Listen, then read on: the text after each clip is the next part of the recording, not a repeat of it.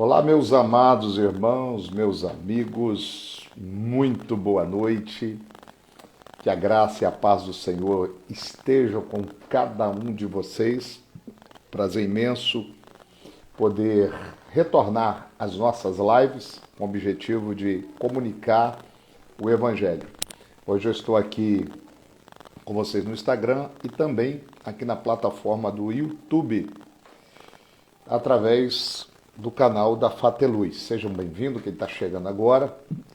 Nós vamos ter um bate-papo aqui teológico muito bacana, que trata como interpretar a Bíblia. E terei um convidado muito especial, que é o professor Rony Coser. Acabou de entrar, vou convidar ele para estarmos juntos aqui. Você que está chegando agora, já vai dando o seu like, compartilhando, alcançar o maior número de pessoas possível. Muito boa noite, bem-vindo para você que está chegando agora. E vamos conversar, aceitamos perguntas. Meu nobre. Pastor Eliel, meu amigo. Você está me ouvindo bem aí? Eu te ouço bem, você me ouve bem? Ouço você muito bem. Não sei se os irmãos que estão chegando agora na live estão ouvindo.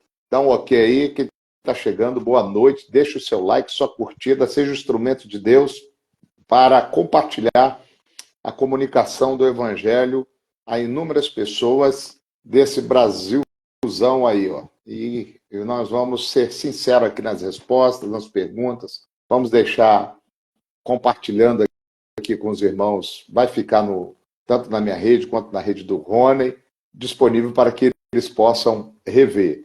E não nos julgue das respostas, né, Rony? Nós vamos estar aí procurando hoje promete, Pastor Eliel. Hoje promete. Tá, mas como interpretar a Bíblia? Vai vir perguntas aí e nós vamos para cima.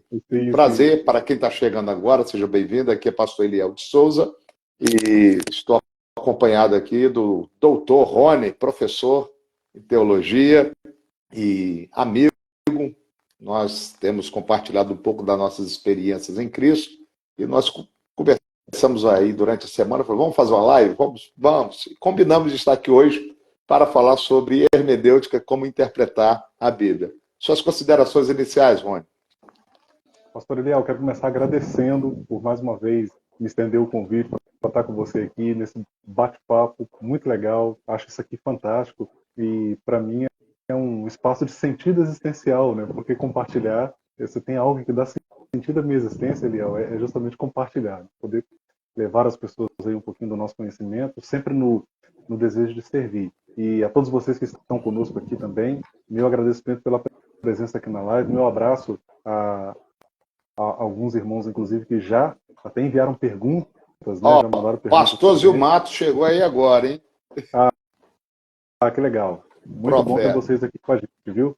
Ô, pastor Eliel, faltam 2 anos e meio ainda, mas quero crer que a sua palavra aí é profética, né? No doutor, vamos chegar lá, se Deus quiser. Receba! Amém. Receba. Joia. Mas, Rony, antes da gente entrar direto às perguntas que já nos foram enviadas, essas 3 perguntas que nós já fizemos uma leitura inicial aqui, caraca, sim, o negócio, o pessoal não está tendo dó da gente não, hein? O pessoal não está tendo dó, não. Pastor Eliel, para falar com a linguagem do MMA, a galera está querendo finalizar os 30 segundos do primeiro round, né?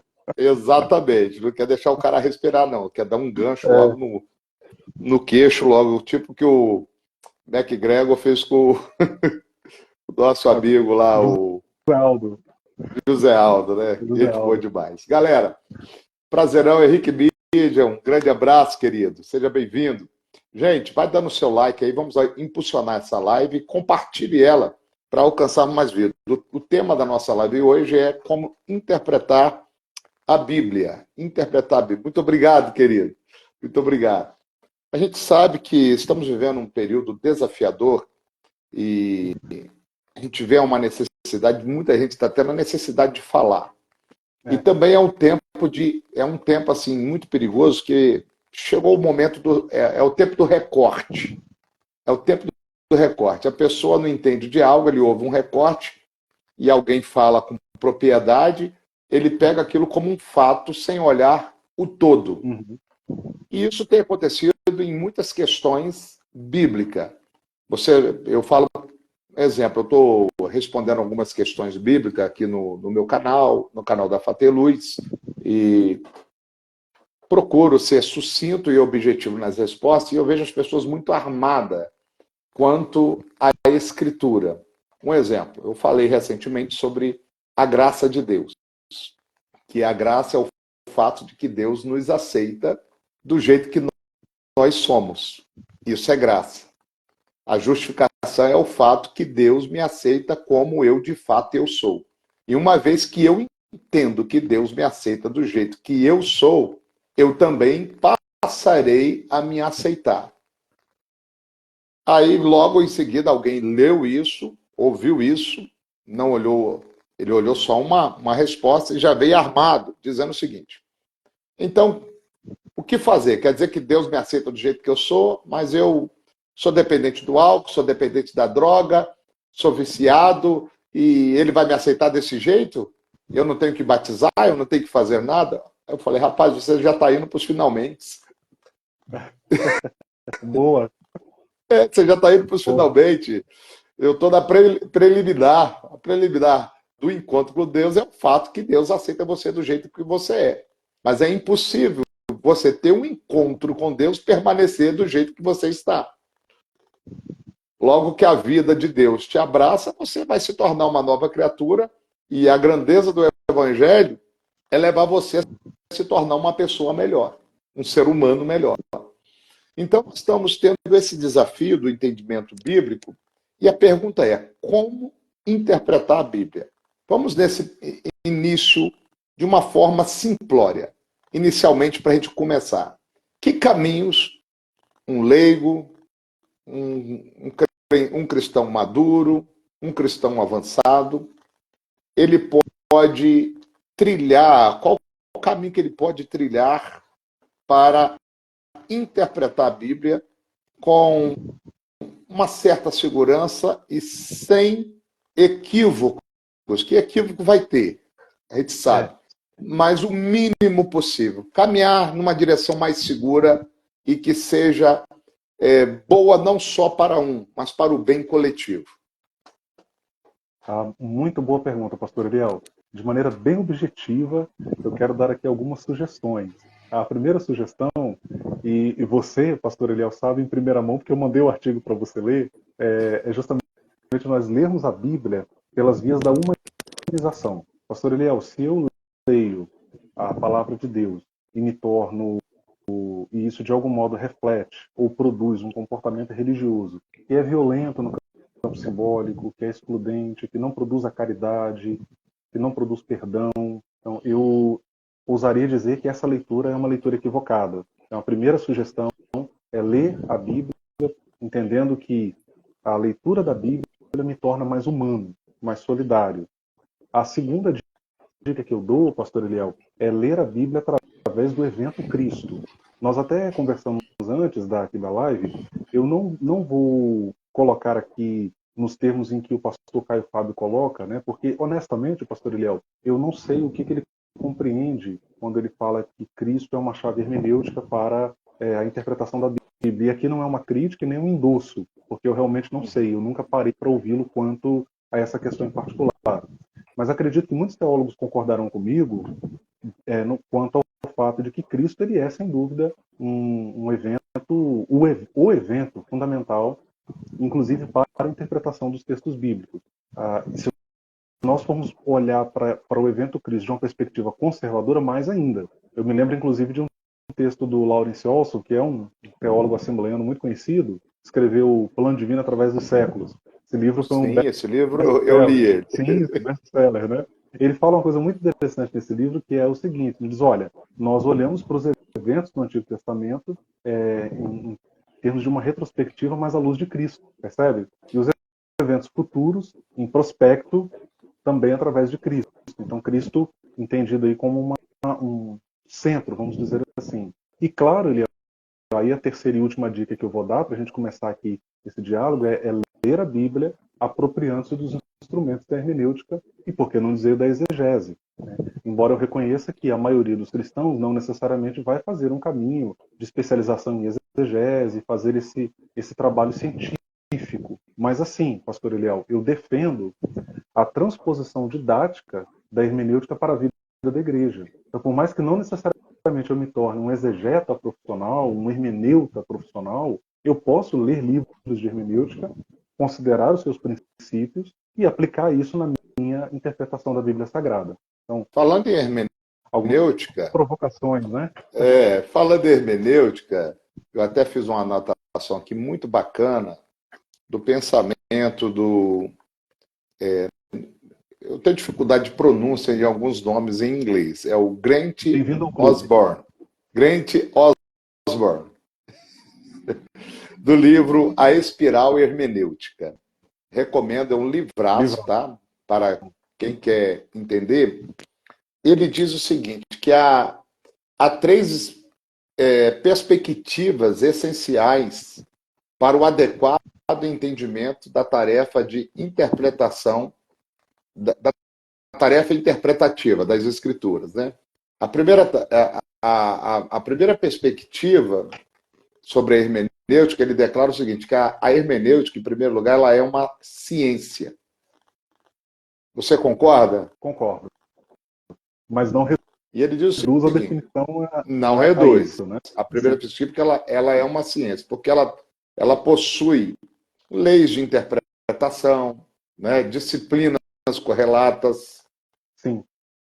linguística, crítica literária. Então, ele coloca dentro dessa perspectiva. Objeto de Segunda perspectiva, objeto de estudo. Segunda perspectiva dele, que além da hermenêutica ser uma ciência, ele declara que a hermenêutica ela é uma arte, uma vez que é um conhecimento que se adquire e exige tanto imaginação quanto competência para aplicar as leis às passagens selecionadas ou aos livros. É uma arte que não pode ser simplesmente aprendida numa sala de aula, mas é consequência de uma prática constante em sua área de atuação. Bacana, muito legal. E a terceira perspectiva, que na concepção dele é a mais importante, é de que a hermenêutica, quando utilizada para interpretação das escrituras, é um ato de caráter espiritual realizado na dependência e na direção do Espírito Santo. Excelente. Eu gostei dessa colocação dele. Né? Também. Gostou? Então eu achei bacana. Então, tratando-se da hermenêutica, como que hoje, uma pessoa que não fez um curso teológico, ele não tem um conhecimento acadêmico, o que ele precisa fazer inicialmente? Eu quero começar a ler a Bíblia, quero compreender a Bíblia, eu quero me alimentar dela, buscar os valores absolutos, não quero colocar coisa no texto que não existe. Que passo ele pode dar? Boa pergunta, pastor. E tem muito a ver com a sua atividade, né, enquanto pastor também, porque eu imagino que na comunidade de fé as pessoas constantemente te abordam, né, para perguntar sobre a Bíblia, e tem esse anseio. Eu mesmo já me deparei com vários irmãos assim, Rony, eu leio a Bíblia e não consigo entender, né? Pastor Eliel, de maneira bem prática, de maneira bem didática, eu penso que o primeiro esforço, e aí nós estamos falando do que na academia convencionou-se chamar de leitor popular da Bíblia, né? Então eu penso que o primeiro esforço que o leitor popular da Bíblia ele deve fazer é buscar ler bem em língua portuguesa. Olha que interessante, né, pastorzão? A gente fala de todos esses métodos exegéticos, a gente fala de todo esse instrumental que hoje a hermenêutica e a exegese nos fornece, e isso é maravilhoso, né? Isso é maravilhoso. Mas a gente precisa começar do começo. Se você não consegue ler em língua portuguesa e ler adequadamente, primeiro ponto, você já vai ter dificuldade para aprender outro idioma, porque você aprende outro idioma a partir da sua língua, né, a língua vernacular. Então, ler corretamente. O meu colega, o doutor Esdras Costa Bento, inclusive tem livros publicados pela CPAD, um clássico é o Hermenêutica Fácil e Descomplicada. Ele, numa palestra, fala sobre isso. Eu nunca esqueci. O Esdras ele vai chamar a nossa atenção pastor Eliel, para o fato de que a leitura cuidadosa da Bíblia em língua portuguesa, ele considera como um princípio de interpretação, no sentido de que você precisa ler corretamente o texto para compreendê-lo. Então, esse seria um primeiro ponto. Depois, pastor Eliel, eu sugeriria que o leitor popular da Bíblia ele buscasse literatura especializada. E por literatura especializada aqui, entenda-se eu não estou me referindo aqui a blogs, a sites, a canais no YouTube, embora nós sabemos, tem gente especializada usando esses espaços, claro. Mas, sobretudo, a literatura especializada. O que eu entendo por literatura especializada aqui? Livros e artigos científicos, de gente que está pesquisando o assunto, que está estudando o assunto. O próprio Esdras, que eu acabei de citar. Você acabou de citar um autor que é um baita autor, né, um teólogo reformado, que vai ali discorrer. O livro dele, inclusive, tem mais de 600 páginas. Então, alguns livros que são mais introdutórios, mas que também são úteis. Né? Eu já entreguei, pastor Eliel, 2 livros de hermenêutica. Então, tem também o meu material que me permita aqui o espaço para sugerir também o meu material. Um dos meus livros, inclusive, pastor Eliel, está disponível, pessoal, gratuitamente lá no meu blog, o www.teologiavida.com. Então, ler esses livros, entender os princípios da hermenêutica, são alguns princípios, e quando você lê essa literatura, lê sobre esses princípios, você percebe que é possível, mesmo a um leitor popular da Bíblia, pastor Eliel, é possível a ele aplicar esses princípios, né? Que, inclusive, um dos quais eu acabei de citar aqui, que é a leitura cuidadosa do texto em língua portuguesa. Pastora Rosimeire, um abraço. Sim, é o pastor Rony. Pastor, estou te chamando de pastor, é professor Rony. É a força do hábito, força do hábito. Mas tudo bem, tudo bem. Como você resumiria a definição de hermenêutica? Eu entendo hermenêutica numa definição bem objetiva, pastor Eliel, como ciência e arte da interpretação bíblica. É ciência e arte. Isso aí. Ela é ciência, você lê o texto do Osborne, acho que ele explica com muita propriedade. Eu só queria acrescentar na questão de entender hermenêutica como arte. Por quê, pastor Eliel? Você reduz o esforço de interpretação da Bíblia apenas ao aspecto cientificista ou científico, acho que científico fica melhor, como alguns exegetas, inclusive, estão tentando fazer, eu entendo que você aí já comete um erro de interpretação. Por quê? Porque a Bíblia é um livro religioso. Ela evoca a espiritualidade o tempo todo. Vou dar um exemplo pessoal aqui, tá, pastor Eliel? Eu li o texto de Atos 10. Veja, estou definindo a hermenêutica como arte. E com isso estou dizendo que requer certa sensibilidade do leitor para interpretar o texto. Eu li o texto de Atos 10. A minha leitura do texto de Atos 10 tem um antes e um depois. Tem o antes da experiência do batismo com o Espírito Santo e tem o depois da experiência do batismo com o Espírito Santo. Aquele texto lá em que Pedro está pregando na casa de Cornélio. E aí o texto diz que, ouvindo eles a exposição, caiu sobre eles o Espírito Santo. Eu tinha entendimento até ser batizado com o Espírito Santo, pastor Léo. Depois que eu tive a experiência, nunca mais eu consegui ler esse texto. Caiu o Espírito sobre eles com o mesmo olhar. Então, por exemplo, um ateu que lê o Salmo 23, ele vai ler, talvez ele vai aplicar ali princípios da exegese, ele vai entender o sentido exegético do texto, mas se ele não tem ele mesmo uma postura orante de devoção, eu suspeito, é uma tese minha, tá, pastor Eliel? Ele nunca conseguirá, de fato, captar um sentido mais profundo do texto, porque ali você tem um texto que é um texto devocional, escrito por um orante, para alguém que está orando. Esse seria, então, um elemento empírico, né? A experiência. Sim. A experiência texto, né? O experiencial, o efeito daquela palavra sobre si. Não é verdade? Não seria isso que você estaria colocando? Correto, pastor. É uma dimensão, mas também não reduziria apenas a questão experiencialista, mas no sentido de que, se você tem essa sensibilidade, por ter essa experiência espiritual, obviamente, muda e te permite captar uma dimensão do texto que de outra maneira você não captaria, se você não tem essa sensibilidade, né? Não teria essa percepção, né? Isso aí. Entendi. Então vamos lá, Rony.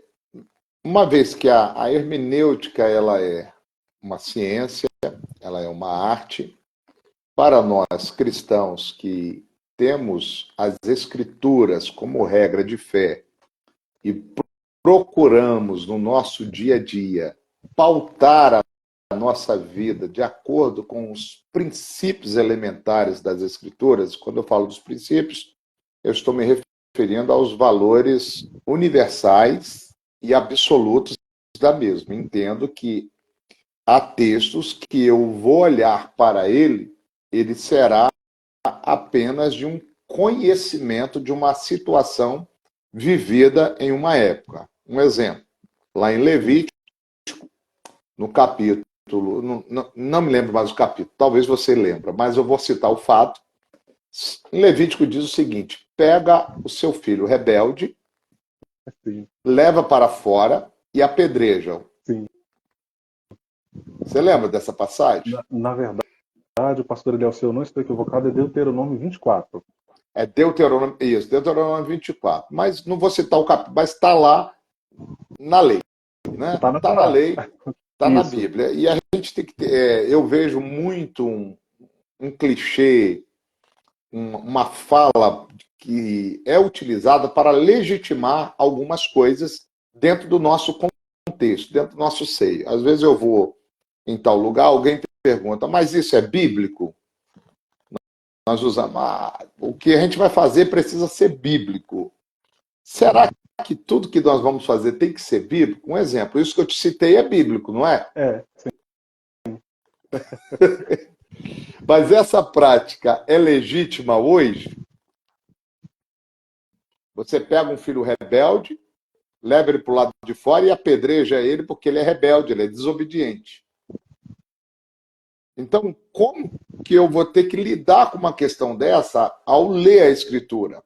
Eu vou ler em outra passagem, a mulher no seu fluxo de sangue, no ciclo menstrual, ela na Bíblia é considerada imunda. Eu vou até contar uma experiência para você que eu vivenciei. A primeira igreja que eu pastoreei foi em Nova Esperança, Cariacica. Me lembro. Você lembra, né? Então eu estava. Gente, bem-vindo quem está chegando agora. Deixa o seu like, vamos impulsionar essa live aí, ó. Vai dando uma curtida nela para alcançar mais pessoas. Esse aviãozinho aí embaixo, ó, vai encaminhando. Vamos trazer mais gente para cá, para se edificar através dessa conversa sobre como interpretar a Bíblia. Então, deixa eu Já mandei voltar. para alguns aqui, tá, pastorzão? Beleza, deixa eu voltar ao assunto aqui. Comecei a pastorear a igreja cresceu. Num período de 1 ano, nós tivemos um crescimento espantoso. Chegamos numa comunidade desafiadora, nível altíssimo de pobreza, de problemas sociais, de violência, de crime, de tráfico e tudo. Mas a igreja rompeu, cresceu. No período de 1 ano, estávamos com mais de 100 membros local lá. Trabalho muito bacana, me deixou muitas memórias positivas, um povo que eu amo de coração. E algo me chamou a atenção. A gente tinha ceia todo determinado sábado de cada mês, e observei que um número muito grande de irmãs passaram a parar de cear. As irmãs não estavam ceando. E aquilo me deixou encabulado. O que está acontecendo com essas irmãs que as irmãs não estão ceando? Por que não estão participando da ceia? Aí fiz uma reunião com elas. As irmãs chegaram, falei, olha, mas eu estou observando que muitas de vocês não estão participando da ceia, vocês estão com algum problema espiritual, com alguma situação pendente, o que está acontecendo, o que está havendo, e tal, e conversa vai, conversa bem, e elas começaram a ficar vermelhas, um pouco envergonhadas, foram ficando tímidas. Aí viraram para mim e falaram, pastor, a gente veio de uma igreja que nós aprendemos que a mulher, quando está menstruada, ela não pode participar da ceia, porque ela está imunda. Olha Olha só. Nossa. O que é uma interpretação equivocada. As irmãs paravam de cear porque se considerava imunda, porque estavam no processo do ciclo menstrual. O que ela estava fazendo era bíblico? Você entende? O porquê do problema, a gente usa, o que tem que fazer tem que ser bíblico. Eu sempre falo sobre isso, que nós temos que fazer não o que é bíblico. Nós precisamos fazer aquilo que está de acordo com o nosso maior referencial de vida, Cristo. Os valores de Cristo, a vida de Cristo, o modelo de Cristo, o evangelho de Jesus Cristo que se enquadra em qualquer geração e em qualquer tempo e em qualquer situação. Então, estou compartilhando uma experiência que eu vivenciei, e muitas outras no Ministério Pastoral, a gente tem que lidar em virtude de uma interpretação equivocada das Escrituras. E uma aplicação, na verdade, não é, pastor? Uma aplicação muito imprópria, que não tem razão de ser. Né? Porque na exegese, pastor Eliel, existe uma expressão que é muito comum, uma expressão alemã que é muito utilizada nos manuais de exegese, é Sittenleben, significa lugar da vida. Então, uma preocupação básica que todo exegeta tem, qual é? Bom, eu vou interpretar esse trecho aqui das Escrituras, eu preciso identificar qual é o lugar da vida desse trecho, desse texto, em que circunstância histórica, social, religiosa, política, esse texto está sendo escrito. Né? E fazendo um induto à sua fala, pastorzão, sobre essa expressão que é muito cara para os evangélicos, né? O que é bíblico. Né? Eu faço o que é porque é o que a Bíblia diz.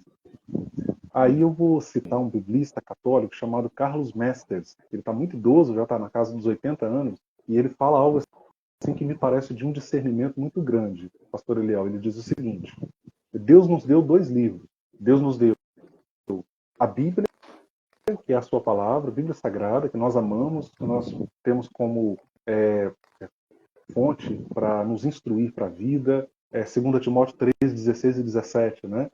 Toda a escritura inspirada por Deus, útil para ensinar, para redarguir, para corrigir, texto belíssimo, inclusive. Mas ele vai dizer, mas Deus também nos deu o livro da vida. Então veja, pastor Eliel, nós aprendemos com a vida.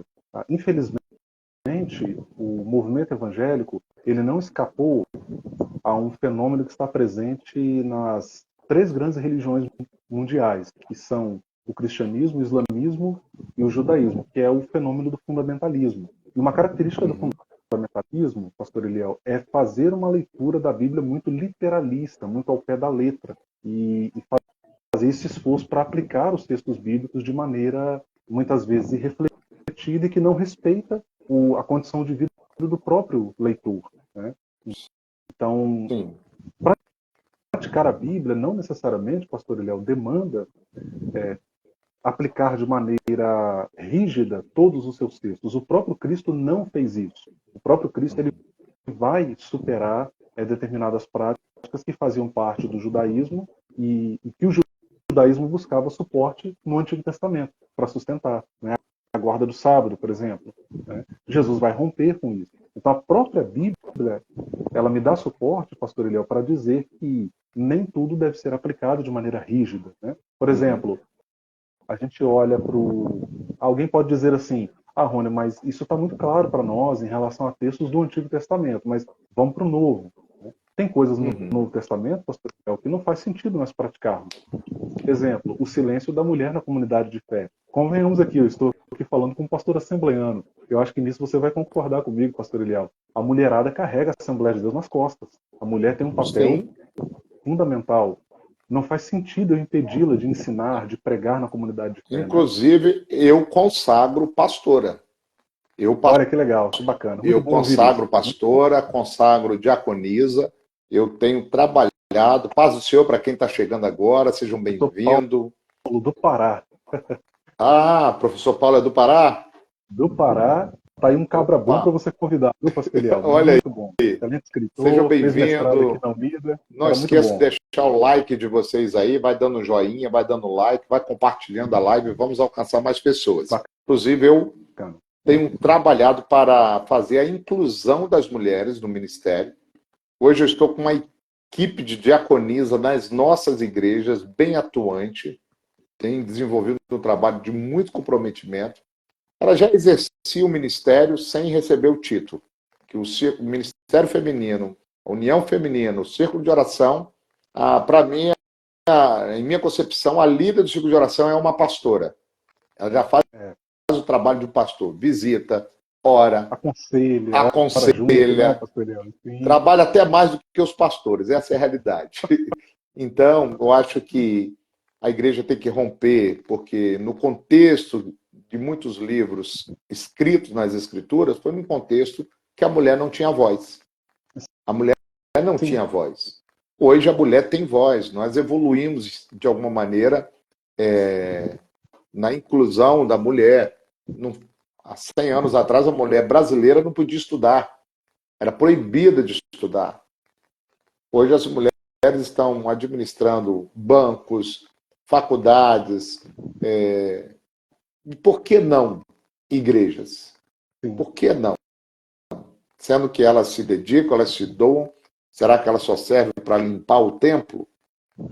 Então, você vai olhar para Paulo falando num contexto que mulher não tinha voz. Ele diz, eu não permito que a mulher ensine na igreja.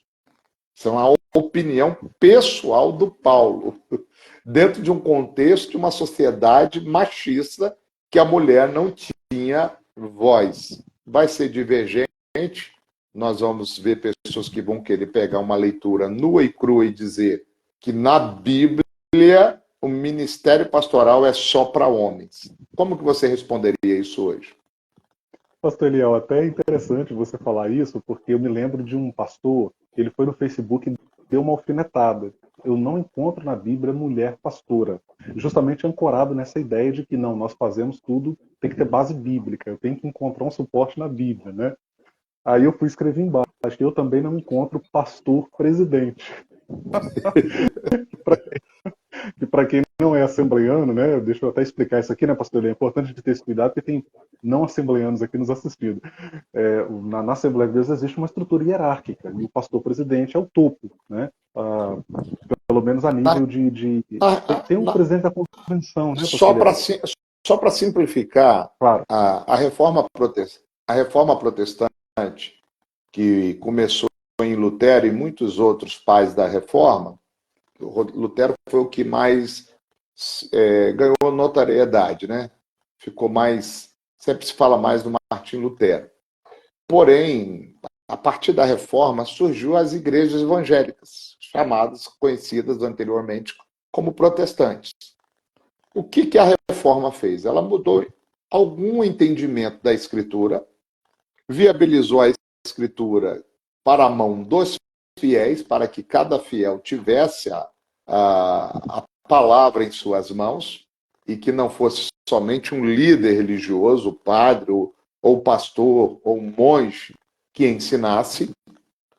Mudou-se alguns pontos da liturgia das igrejas, né? A liturgia é muito variada, porém, administrativamente, as igrejas evangélicas são continuidade da Igreja Católica Romana, administrativamente falando. Só muda nome. Na católica, papa, arcebispo, bispo, padre. Na igreja evangélica, apóstolo, bispo, pastor presidente. Presidente da convenção, tá acima dos presidente da convenção, né? presidente do campo, e assim vai. Então, estruturalmente, as igrejas evangélicas são tudo católicas. São tudo católicas. Inclusive, até o espírito de que não se pode contestar ou pensar diferente é herança do catolicismo na igreja evangélica. Infelizmente, não é, pastor? Infelizmente. Bom, mas essa live mostra que a gente não pode aplicar isso de maneira absoluta, né, pastor? Há exceções. O pastor Eliel sempre... Professor Paulo escreveu aí, ó. Frida Vingre é um exemplo claro de uma mulher que excedia acho que em erro de dons, né? digitação. Em dons, serviços de muitos pastores de sua época. Isso é um fato. Sim, sim. Na Sim, verdade, continua, professor Rony. perfeito. Eu até defendo em relação à Frida, pastor Eliel e professor Paulo, que teceu o comentário. Eu até defendo a tese de que a Frida ela foi tão importante na plantação e fundação das Assembleias de Deus quanto o próprio Gunnar, que era o esposo dela, né? Ela foi assim alguém e inclusive no canal lá no Repensando Meu Cristianismo, o pastor Eliel e todos que nos assistem, eu tive o prazer de entrevistar o Dr. Gedeon Alencar, que foi alguém que teve assim, um papel fundamental, preponderante, no resgate da biografia da Frida no Brasil. O Gedeon hoje ele é uma referência, né, na questão, em âmbito acadêmico, no que tange a história das Assembleias de Deus. Então, até recomendo vocês assistirem depois lá no canal, no Repensando. O Meu Cristianismo está disponível lá. Uhum. Mas nós paramos onde antes, pastor Eliel? Nós estávamos falando sobre como que uma aplicação de uma interpretação equivocada gera problemas que a gente vai ter batalha para lidar. Um exemplo que a gente acabou de citar, o reconhecimento do ministério feminino numa igreja. Quando as pessoas pegam a interpretação que a mulher é proibida de falar na igreja, muitas comunidades de fé utilizam isso. A prática, por exemplo, também do uso de véu. A Assembleia de Deus, a igreja que eu faço parte, a proibição de cortar o cabelo, baseado em Coríntios 11, que o cabelo foi dado em lugar de véu. Isso é ainda até hoje, em muitas comunidades assembleianas, isso é aplicado. Isso é aplicado. Então, daí a importância do tema nosso aqui hoje, professor Rony, como interpretar a Bíblia. Como interpretar a Bíblia. Vamos lá. Eu vou trazer uma pergunta que me foi feita. Eu até preparei alguma resposta para colocar lá no canal da Fateluz. Inclusive, convido vocês a se inscreverem lá. Deixa eu fazer a propaganda da Fateluz. É o canal teológico não denominacional. A gente está tentando se desvencilhar de uma teologia dogmática, que, a meu ver, ela causa um dano muito grande, porque ela gera arrogância, a ponto de que se alguém se fundamenta na teologia da sua instituição, ele vai achar que a verdade que ele defende ela é absoluta. E quem pensa diferente daquilo é um herege, está condenado no inferno. Um exemplo, eu vejo, de vez em quando eu vejo alguns debates, os caras quase brigam com o outro e quase duvidam da salvação do outro porque pensa escatologicamente diferente do outro. Um acredita que a igreja vai passar pela grande tribulação, o outro acredita que não vai passar e que a igreja vai ficar 7 anos no céu, o outro não acredita nessa soma matemática. E se alguém pensa um pouquinho diferente disso, ele é alguém que está cheio de demônio. Então a gente tem que ter muito cuidado com uma sentença de verdade, porque isso bloqueia o diálogo. E a gente deixa de aprender, deixa de crescer, o saber teológico é reduzido a uma fundamentação. Eu lembro, vou até fazer uma defesa do Ed René, tem pastores que, quando você cita Ed René, você está citando Satanás. Sim. Porque o cara perdeu a visão, o cara é diabólico, o cara tem uma visão política diferente e começa a demonizar a pessoa. E eu lembro, inclusive, a Igreja Batista excluiu Ed René quando ele falou que precisava atualizar a Bíblia. Aí só pegaram essa frase. Aí você viu o que o Ed René falou, precisa atualizar a Bíblia. Cara, quando eu via... Precisa mesmo, pastor Eliel. Quando eu via a fala isolada, o pessoal atacaram. Falei, deixa eu ouvir, que eu não quero julgar sem antes ouvir. Eu puxei a mensagem dele, ouvi ela por inteiro, e em nenhum momento ele fez crítica ao Evangelho, à grandeza da Escritura, mas ele falou no sentido de aplicação. Sim. No sentido de aplicação. Nós citamos um exemplo. Vamos pegar o filho rebelde, levar para o lado de fora e apedrejar ele. Agora, como que você vai atualizar esse texto para o dia de hoje? Qual é a mensagem que esse texto pode ser trazida para os dias atuais? Você precisa corrigir o seu filho. Você precisa colocar limites para a criança.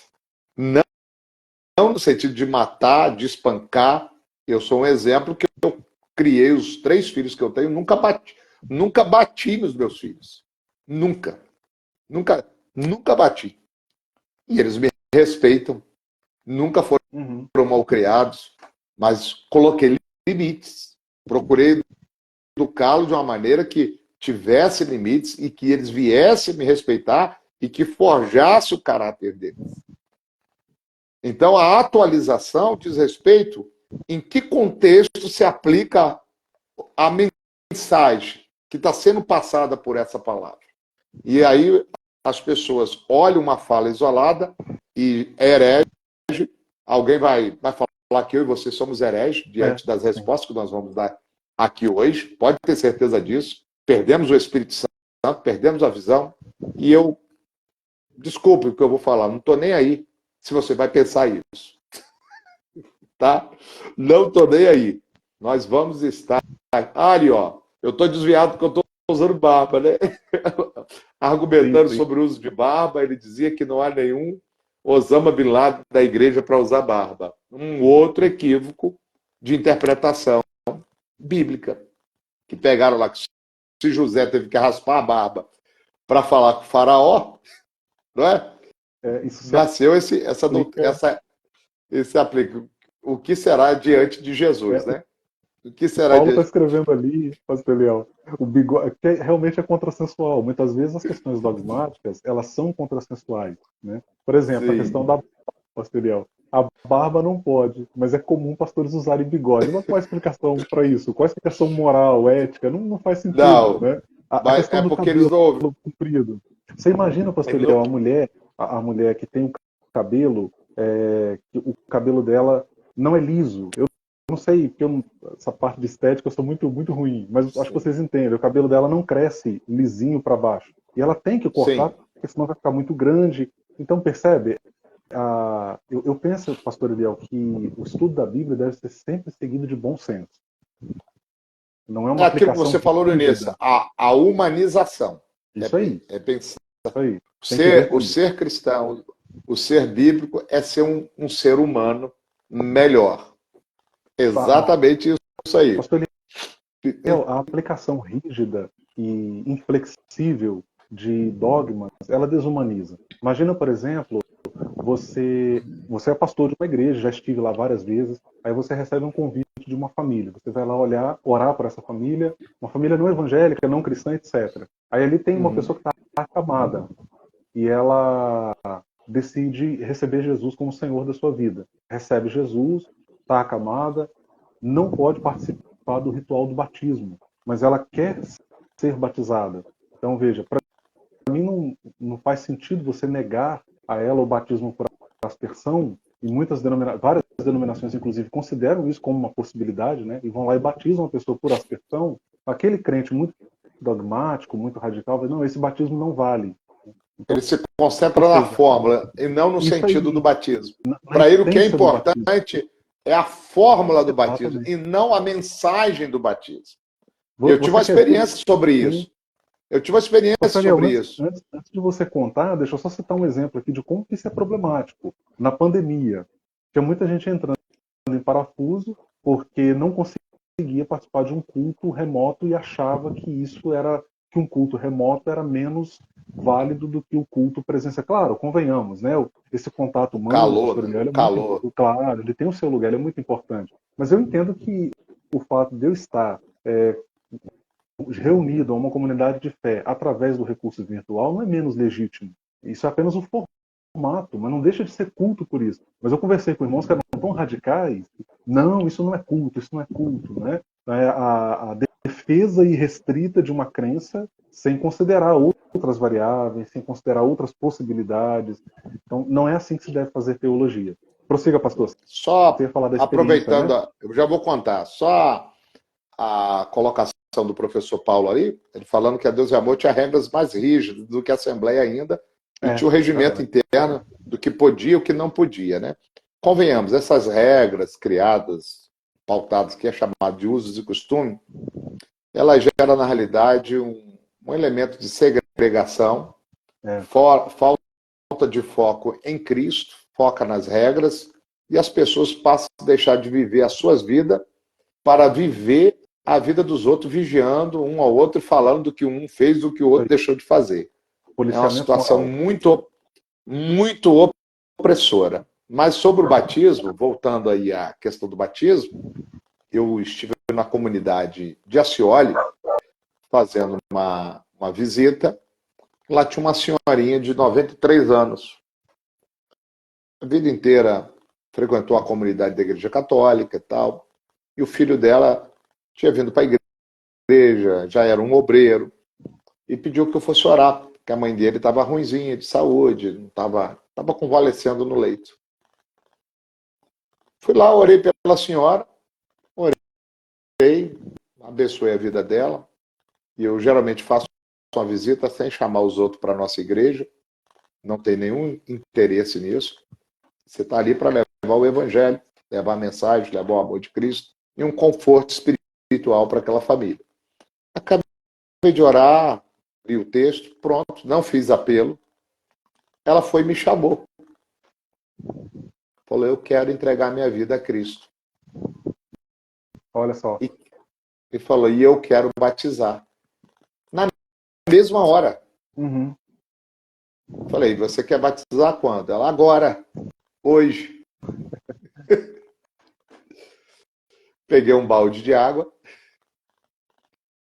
derramei na cabeça dela, ela não podia levantar. Te batizei em nome do Pai, do Filho e do Espírito Santo. Amém. E dei a ceia também no mesmo dia. Aleluia. E no dia seguinte, Jesus chamou ela para a eternidade. Olha só. Alguns dirão que é Entendeu? coincidência, né? Eu sou ateu demais para acreditar que isso é coincidência. Não tem como Disso eu ser sou ateu, coincidência. pastor Eliel. Disso eu sou ateu. Não dá para ser coincidência. Entendeu? Exato. Então, houve um mover de Deus. Se você, eu não posso tirar o elemento da ação de Deus na vida, na condução das pessoas que ele deseja trazer para caminhar dentro do propósito. A salvação não é um ato nosso, é um ato de Deus. Então, Isso. voltando aqui vou te trazer uma pergunta que me foi passada, voltando a ela. Ela é um Tá. pouquinho complexa. A pergunta que foi feita diz o seguinte termo: como explicar um Deus que, numa parte da Escritura, ele diz: mata homem, mulheres e crianças? Nós temos referência disso em Josué, É. ao conquistar cidades, Deus mandou matar mulheres, homens e crianças. Nós temos a parte que o próprio Samuel mandou Saul matar os amalequitas, matar homens, mulheres e crianças, né?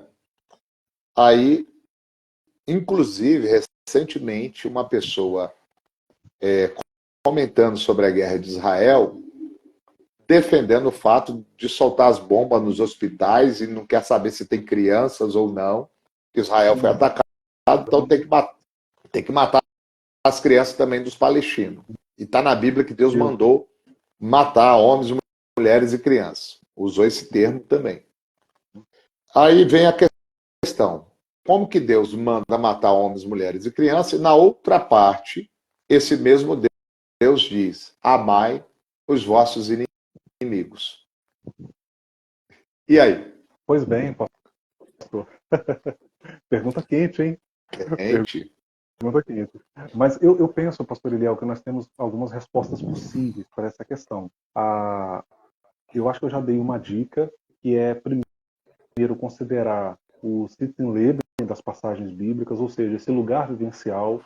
Então, entender por que esses textos estão sendo escritos, para quem, qual o objetivo. Muitas vezes, o que acontece no Antigo Testamento, eu estou dizendo isso até com a propriedade de alguém que ajudou na construção de algumas exegeses de textos do Antigo Testamento, participei ali junto com colegas.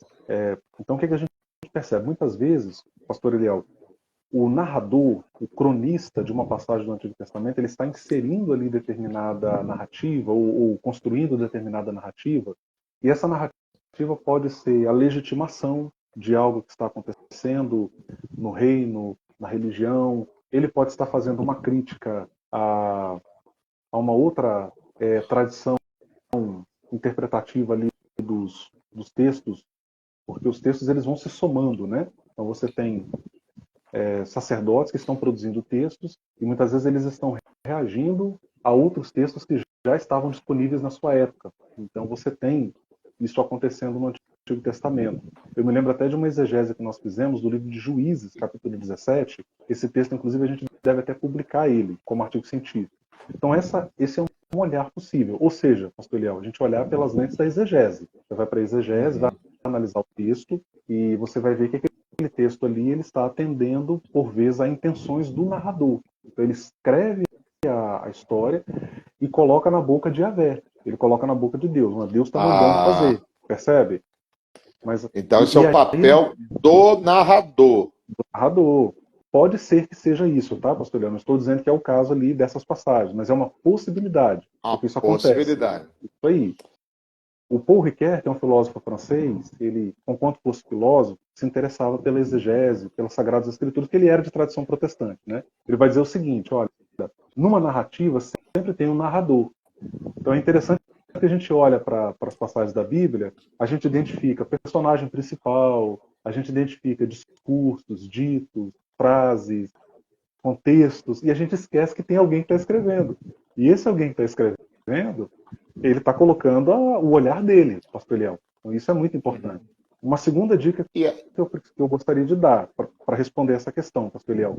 Eu penso que a gente precisa olhar para o Antigo Testamento à luz do evento Cristo. E a Bíblia ela é um livro de continuidades e descontinuidades. Então você tem coisas que são reafirmadas no Novo Testamento e você tem questões que são relativizadas pelo próprio Cristo. Jesus, exemplo, ele vai dizer no Sermão do Monte, olha, você vai ler os antigos dizendo, ele dizendo, né? Os antigos dizem olho por olho, dente por dente. Se eu não estou enganado, isso está na Torá, inclusive, né, pastor Eliel? Aí ele vai dizer, eu, porém, vos digo. Percebe? É uma clara superação de um ensino. Então, olha, vocês leram nos antigos, olha, olho por olho, dente por dente. Matou, é morto também. Bateu em alguém, você também apanha. Estou parafraseando, né? Mas eu, porém, vos digo, amai o que vos fazem mal. Amai os vossos inimigos. Se alguém pedir para você caminhar 1 milha, vai com ele 2, né? Então ele foi na contramão do que a Torá estava afirmando. Não no seu conjunto, pastor Eliel. Não no seu conjunto. Mas alguns aspectos, claramente. E principalmente nesse aspecto de matar, ele já vai na contramão, quando o próprio Jesus diz: abençoai os que vos maldizem, Sim. amai os vossos inimigos. Então Jesus já dá a própria resposta de que não é aquela verdade que ele quer que seja abraçada. Exatamente. Ele está rompendo com aquilo ali, pastor Eliel.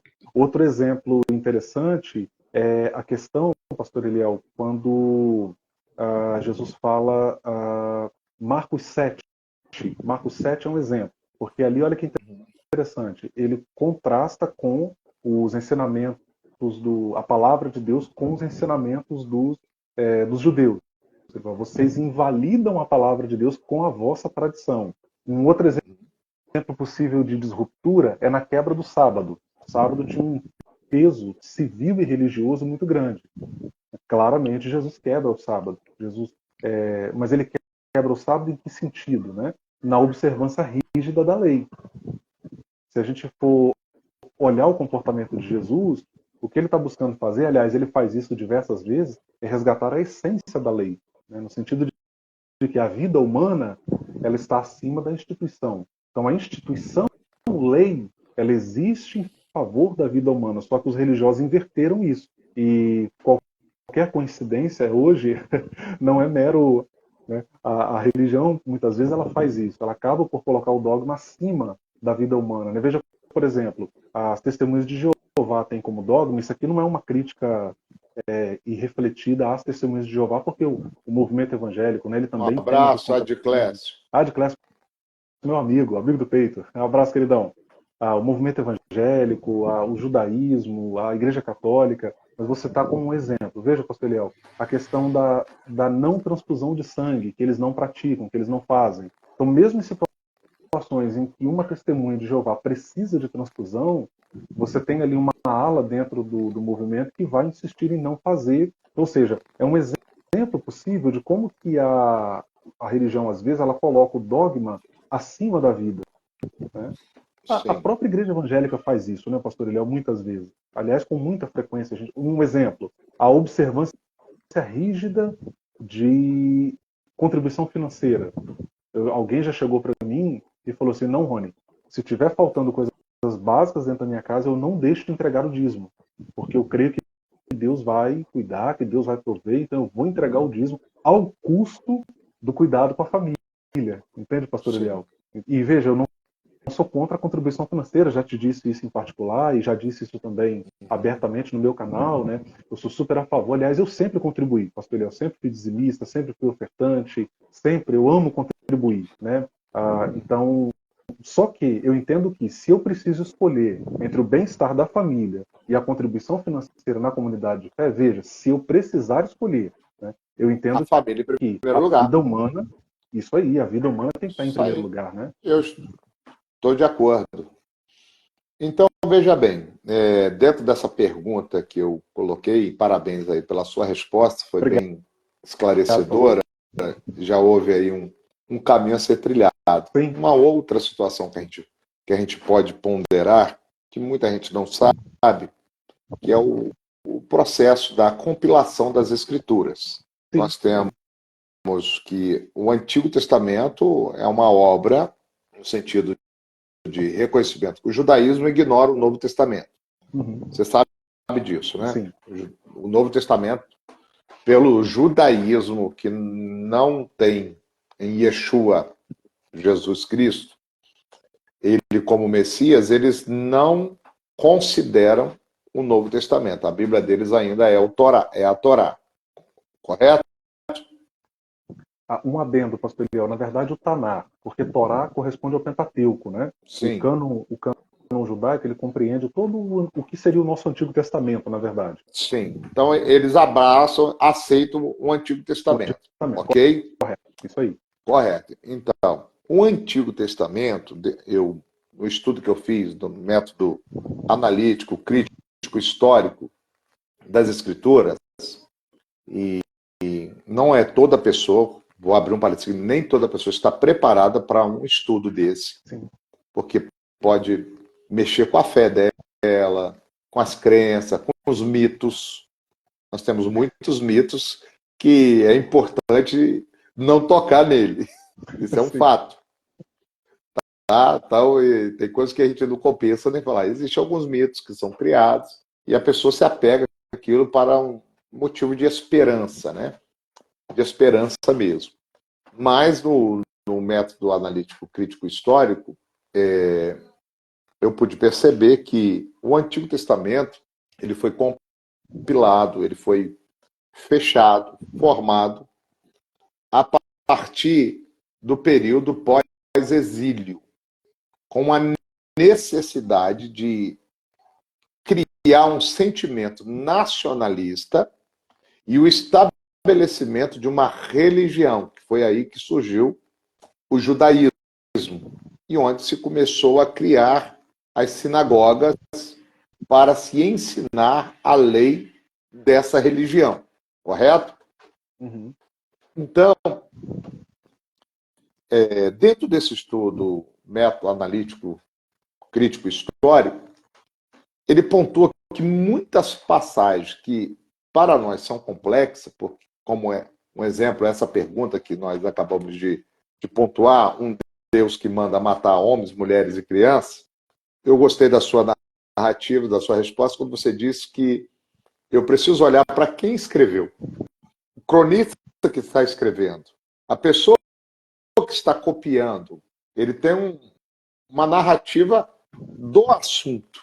E é claro que ele vai tentar colocar ali aquilo que é místico da sua religião, aquilo que é feito no nome da sua religião. Então, nessa metodologia, diz que fatos como esse são para suavizar uma situação de massacre, colocando como algo que foi aprovado e mandado por Deus.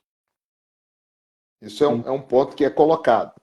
Então, os sacerdotes, os escribas os grupos religiosos que surgiram dentro do judaísmo atribuíram muita coisa a Moisés, sendo que Moisés não tinha falado nada. Muitas coisas que foi dada a Moisés não foi Moisés. O próprio Jesus depois combate isso. Só você ver o diálogo de Jesus em João 6, João 7, João 8, confrontando esses grupos religiosos, entendeu?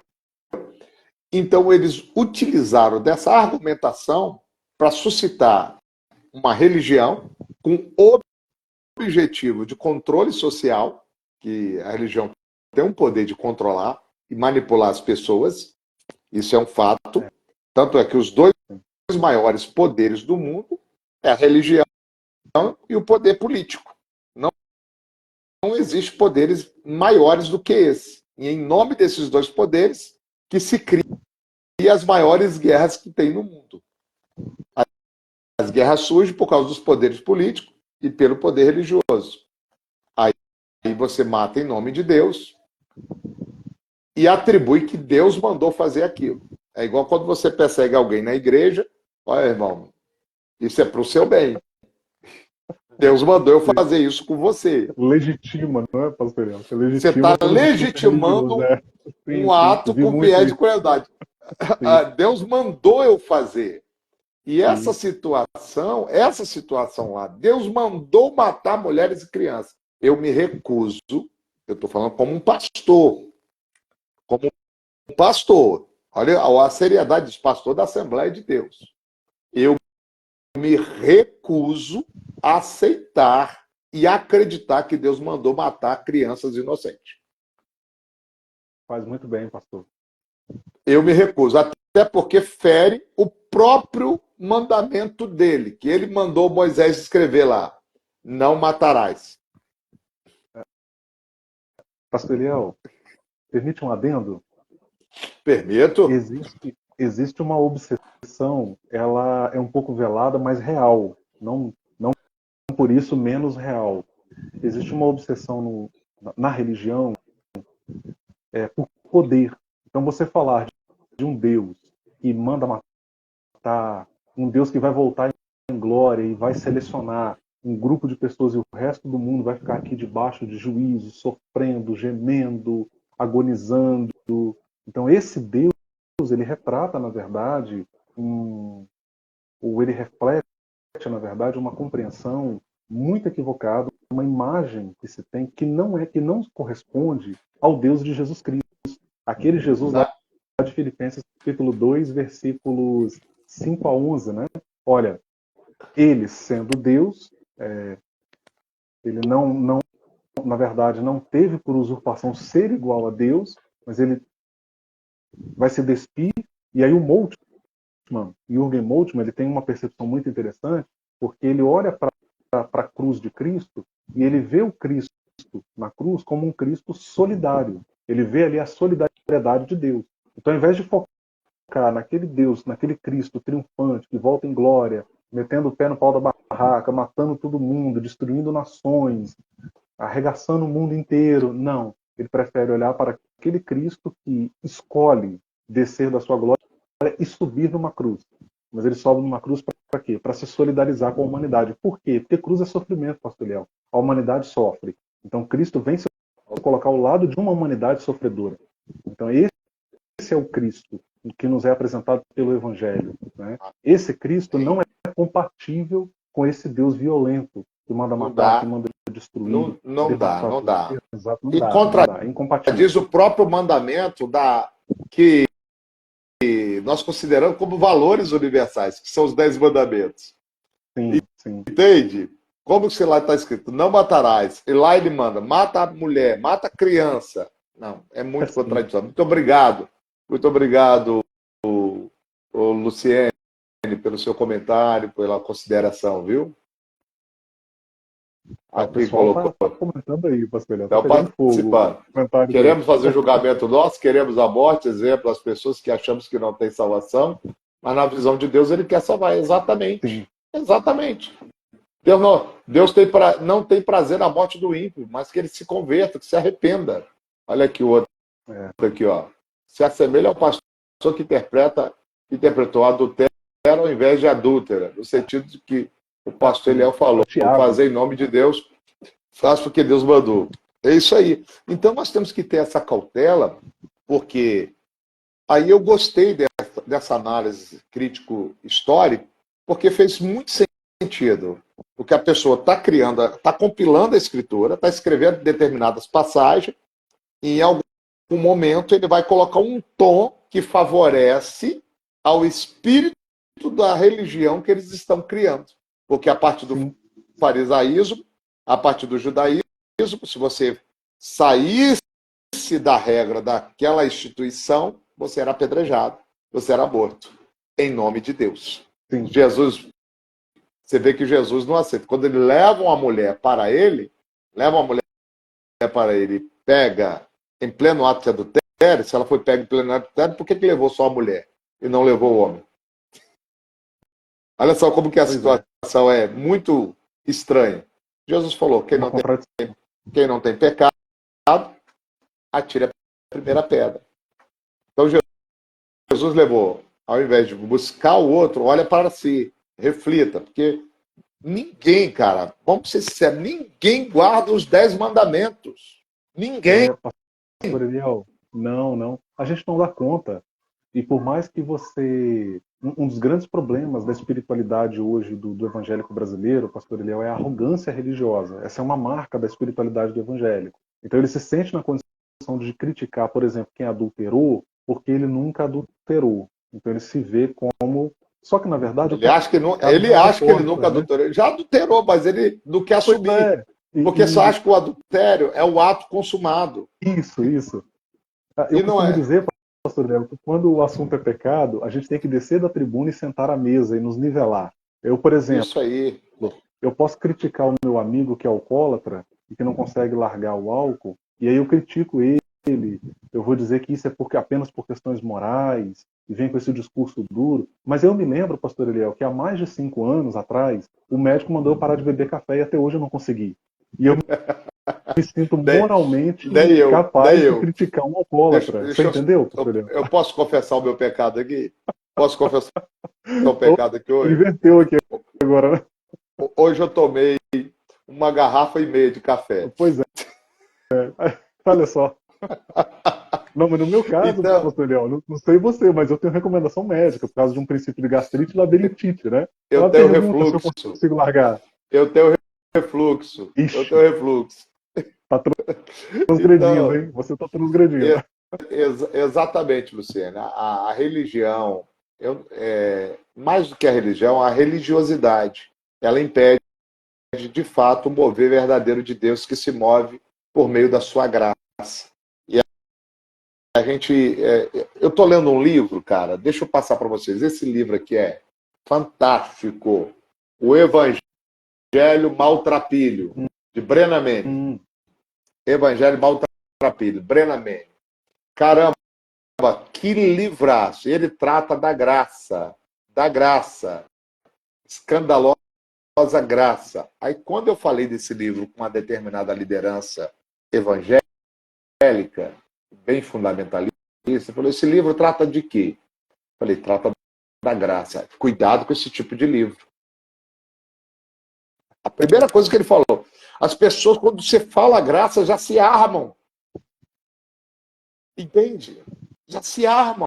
A graça parece que está se tornando algo perigoso. É. Que isso? isso. Mas aí, Você pastor entende? Eliel, sim, mas existe uma característica também muito marcante nessa espiritualidade, é que ela é muito violenta no campo simbólico e ela acaba então sendo muito punitiva. A gente acredita que punindo as pessoas elas vão melhorar, mas eu acredito que isso já está mais do que já tá mais do que provado que isso na prática não funciona. Pelo contrário, só gera feridas, mágoas. A Sim, minha tese, pastor Eliel, é que o que realmente nos muda é o amor. Se eu, acabou. por exemplo, se eu deixo de adulterar, pastor Eliel, com medo do que o pastor Eliel é meu pastor, eu congrego com ele, ele é meu líder, então eu não vou adulterar porque ele vai ficar sabendo, ele vai me tirar do cargo, ou seja, eu não entendi o evangelho ainda. Sim, Agora, se eu deixo de adulterar, pastor Eliel, pelo respeito que eu tenho, pela admiração que eu tenho pela minha esposa, por tudo que ela representa para mim, ou seja, uma ética que brota do amor, não é uma ética que não de, brota do medo, entende? não de uma força, né? Um exemplo possível, né? Se Entendi. alguém pergunta, Rony, fumar, você acha que é pecado? E aí eu vou dizer para essa pessoa, olha, a gente não tem um dispositivo bíblico assim explícito, pelo menos não explícito, né? Que me permita dizer para você que é pecado. Mas por amor à sua saúde, pare de fumar. Olha que coisa sensata, pastor El. Você consegue Traz muito falar, menos peso, né? entendeu? Cara, Se por torna amor. suave. Exato. Se torna suave. Pastor El, você torna sua falei aqui de alcoolismo. Eu estava indo para o Rio há um tempo atrás, desci do ônibus ali na Praça do Papa e me deparei com um amigo meu, um cara jovem, cara, né, assim, gosto muito dele, um problema com o alcoolismo. Ele não estava bêbado, ele estava trêbado. Pastor Léo, sabe o que eu fiz? Sentei do lado dele, abracei ele, conversei com ele, chorei junto com ele. Falei, cara, você é jovem, você tem tudo pela frente. Você quer algo mais impactante do que isso, pastor Léo? Agora, se eu chego lá, você vai para o inferno, você não tem vergonha na sua cara, você é um homem, devia estar trabalhando. Percebe, pastor Léo? Eu ia gerar mais feridas, eu ia empurrar ele mais ainda para o buraco, né? Esse é arrogância, esse é arrogância. É Eu acho que a gente não pode se arrogância, colocar é verdade. num pedestal de superioridade ao outro pelo fato de que não está caminhando no mesmo propósito. Isso aí. É isso aí. Não posso me colocar num pedestal de superioridade. Então, resumindo, muitas das traduções feitas no processo da compilação, tanto do Antigo Testamento, até mesmo do Novo, há um dedo dos copistas, dos tradutores, dos narradores, trazendo para perto da religião que eles professavam naquele contexto. Então, daí eu vejo essa possibilidade de usar o nome de Deus para legitimar um ato. Nem por isso as escrituras perdem seu valor, porque a mensagem principal das escrituras, ela é infalível. A mensagem principal. O livro tem falhas gramaticais, históricas, de traduções, mas a mensagem dele é perfeita. Esse é o fato que eu me pego. E o Deus que eu me pego, o Deus que eu me pego é o Deus que amou o mundo de tal maneira e deu seu Filho unigênito para que todo aquele que nele crê, não é aquele que manda matar, mas aquele que se matou. Boa. Por Boa. amor ao Filho. É forte. Por amor à humanidade. Por amor ao homem. Eu me apego Muito boa. nisso. Muito boa. Você está bem Vamos multimaniano agora. hoje, tá? Oi? Você está bem multimaniano hoje. De Jürgen Moltmann. Ah, é? Sim. Ele defende, né, justamente essa ideia do Cristo sofredor, o Cristo Que, que se solidariza e que morre na bacana. cruz. Vamos a Muito bom. outra pergunta. E o tempo está passando muito Muito rápido, cara. Agora rápido, muito rápido. você vai trazer a outra. Eu te trouxe essa, vamos às outras, né? Não, Vamos às outras. claro, Galera, pastor Leão, muito. Por favor, pastor. se vocês tiverem perguntas para fazer dentro do que nós estamos falando, fique à vontade. À medida do possível, a gente vai respondendo vocês. Deixe seu comentário, deixe o seu like aí da live, compartilhe aí com outras pessoas. Finalzinho de noite aí, muita gente às vezes está dando bobeira na rede e vai chegar aqui e se edificar com a gente aqui. Fala aí, Rony. Joia. Você ia Até falar. inclusive, pastor, pedir também que você fique à vontade para responder, tá? Eu recebi 3. pelo menos 3 perguntas chegaram para mim, 2 da mesma pessoa. O Rafael Cordeiro, mando meu abraço para ele, meu amigo querido, me deu aqui, pastor Leão, um presentão, uma Bíblia, tradução católica, uma tradução muito antiga, muito bacana. Ele Bacana. cita o texto de primeira, ele cita o texto de 1 Coríntios 6, 9 a 10 na corrigida. E Só um diz assim, não minutinho, sabeis... só um Pois minutinho, não. Rony. Ô Anderson, você chegou agora, seja bem-vindo. Nós estamos falando sobre como interpretar a Bíblia. E agora, nesse momento, estamos pegando algumas perguntas desafiadoras aqui que enviaram para nós, tá? Então, agora, continua aí com a pergunta, Rony. Vamos lá. Ele faz 2 perguntas. Na primeira, ele cita o texto de 1 Coríntios 6, 9 a 10, na versão Almeida Revista e Corrigida, que diz assim: não sabeis que os injustos não hão de herdar o reino de Deus? Não erreis. Nem os devassos, nem os idólatras, nem os adúlteros, nem os efeminados, nem os sodomitas, nem os ladrões, nem os avarentos, nem os bêbados, nem os maldizentes, nem os roubadores herdarão o reino de Deus. Aí ele pergunta, como você lida com esse texto? Ou seja, como você trata esse texto? Você quer já fazer alguma consideração, pastor Leão, ou posso já ler a outra? A outra é parecida. Não, vamos nessa primeiro. Tá. Vamos deter nessa aí um pouquinho. Esse é um texto até muito interessante. Vamos parar nessa primeira frase. Qual foi a primeira pergunta de Paulo? Ele cita o versículo Não, e termina ele perguntando. citou. Você lê o texto. A primeira pergunta do Perfeito. versículo. Leia. Não sabeis que os injustos não hão de herdar o reino de Deus? Uma interrogação, uma pergunta retórica de Paulo. Sim. Não sabeis que os injustos, aí ele vai colocar aí uma classe de pessoas que são injustas, correto? Uhum. Há uma classe de injustos aí que Paulo elenca. Ele elencou aí uma classe de injustos. Então, a primeira questão é: os injustos não herdarão o reino de Deus. Pois injusto. Isso é muito abrangente. Logo, vamos fazer um contraposto. Quem herdará o reino de Deus? Se os injustos não herdam, quem herda? É razoável concluir que os que são justos. Ok. E quem é justo?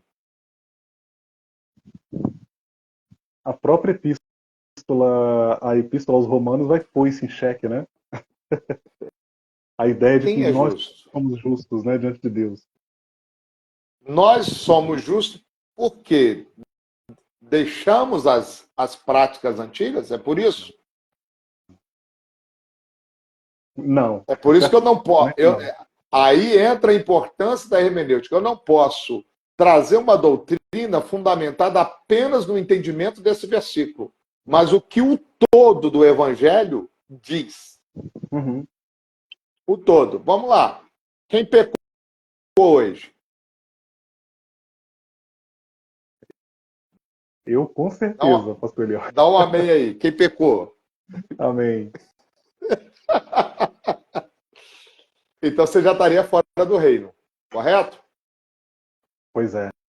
Agora, por que você vai herdar o reino?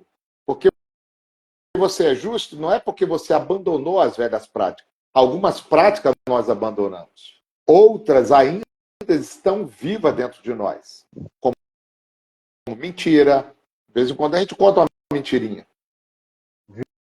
Mentira é mentira. Simbólica, pastor Leão. Nós somos Violência, às vezes. agressividade de palavras, desrespeito, falamos mal dos outros, fofocas. Hoje mesmo eu fiz uma fofoquinha aqui. Só conversa de família. Tô brincando aqui com vocês, conversa de família. E a gente é tão hipócrita que a gente chega e fala, olha, não é querendo falar mal. Mas já falando... Deus me livre de fazer fofoca. É o eufemismo. Exatamente. Então, a realidade, eu estou aqui suavizando a nossa conversa, a realidade que nós não somos injusto porque abandonamos as velhas práticas, porque elas ainda estão evidentes em nós. Você pode ter vencido algumas questões, você pode ter superado algumas áreas negativas da sua vida, mas existem outras áreas que ainda são negativas. Ainda temos quartos escuros. Entende? Ainda temos quartos escuros. Então eu não posso definir um texto, pegar um texto isolado para trazer uma sentença eterna. Eu preciso parar. A pergunta do Paulo já responde muita coisa. Os injustos não herdarão o reino de Deus, certo? E quem são os injustos? Os que confiam na sua justiça própria. Os que confiam na sua própria força. Você só é justo porque você foi justificado. É a justiça de Cristo em você. Romanos 5, versículo 1. Romanos 5, 1. Ô, Adiclésio, um abraço, obrigado pela companhia até agora. Sendo, pois, justificados pela fé, temos paz com Deus. Olha como a importância da hermenêutica, Ione. Sim, sim. Temos paz com Deus e entrada a essa graça. Você é justificado porque você confia na justiça de Cristo. Você é justificado pela fé em Jesus Cristo. Não é porque você abandonou A, B ou C. Você se tornou justo por causa da justiça de Cristo. Compreende? Aí agora eu posso olhar para as outras questões. Para as outras questões elencadas aqui, que Paulo vai falar de uma realidade que era comum numa cidade cuja deusa principal era Afrodite. E o seu culto litúrgico, a liturgia de culto a Afrodite, era regrado de orgias sexuais. Sim. Compreende? Orgias sexuais, de entregas às bebidas, até cair no chão. Só de sacerdotisa tinha 2.000 sacerdotisas prostitutas. Acredita-se isso? Estudos já falaram sobre isso. Cerca de 2.000 sacerdotisas prostitutas e muitas delas que se converteram, que vieram para o Evangelho. Então, a justiça de Cristo é que nos faz ser justos. E é só por meio dessa justiça que eu vou herdar o reino. Não porque eu abandonei um estilo de vida. Compreende? Aí agora a gente vai caminhar nas outras questões. Essa é a minha exordial. Agora é com você. Mas foi muito bom, pastor Eliel, porque existe um legalismo religioso instalado, né, na religiosidade brasileira. Então eu sou salvo pelo que eu faço, pelos meus méritos. Né? Então porque eu me santifico, porque eu subo o monte, ou porque eu não faço, e eu não vejo, na verdade, a minha ética como fruto, na verdade, do impacto do Evangelho em mim. Então o Evangelho me impactou e a partir disso, então, eu produzo uma ética que é uma ética mais santa, uma ética do amor, uma ética que é mais que valoriza a alteridade, ou seja, que valoriza o outro, né? Isso é muito legal. O Rafael pergunta ainda. Essa aqui, pastor Eliel, se você me permite, eu quero responder com uma pergunta e vou deixar no ar, né? E aí você fica à vontade para fazer ponderações também. Ele diz assim, ele pergunta assim: um casal que se ama, homem e mulher, e não são casados, é pecado? Ele coloca assim, a relação entre eles. Eu imagino que ele está colocando aqui, ele não escreveu, mas eu imagino que ele está colocando a relação sexual, né, pastor Eliel? Vou ler novamente. Um casal que se ama, homem e mulher, e não são casados, é pecado a relação entre eles? Aí eu vou responder com uma pergunta e vou deixar como provocação. Um casal, homem e mulher, que são casados, de fato, legalmente, mas que não se amam, estão juntos em função de um contrato chamado casamento, mas transam com certa regularidade. E transam por necessidade, e transam muitas vezes, em muitos casos, porque o homem transforma a mulher numa espécie de acessório masturbatório, e eles mantêm relação sexual dentro dessa união legalmente constituída. Isso é pecado? É a minha É uma, pergunta. uma boa pergunta. E aí eu vou citar uma resposta, já que eu sou daquele cara que se me edifica, você precisa, você precisa citar o autor. Eu vejo muita gente citando frases de outro e não honra quem trouxe a inspiração. Vejo pessoas citando padre na pregação, mas não fala qual é o padre. Ele coloca a fala, mas não cita. Então, eu vou citar uma fala de Caio Fábio. O problema nosso é que nós só colocamos como pecado sexual a prostituição e o adultério. A gente só consegue enxergar o pecado sexual numa relação que, dentro da religião, é ilícita. O pecado sexual no namoro de um jovem, o pecado sexual numa relação fora do casamento. Mas esquecemos de olhar que eu posso cometer o pecado sexual dentro de um casamento. Sim. Mesmo num relacionamento entre pessoas héteros. Não precisa ser homem. Entre héteros. E quando que é o pecado sexual dentro do casamento? Quando o esposo não respeita a vontade da esposa e a obriga e a submete para descarregar a sua natureza, é um pecado sexual. Sim. Eu já vi casos de irmãs cristãs se engravidarem no período de resguardo de uma gestação. Entende? Uhum. Isso é muito sério. Isso aí é estupro Aí, Paulo. marital. Isso é um pecado. Isso é um pecado Doméstico, sexual. né? Não, você é casado comigo. Aí se baseia no texto que Paulo falou. Não tem poder sobre o corpo a mulher, mas tem o marido. Entende? É.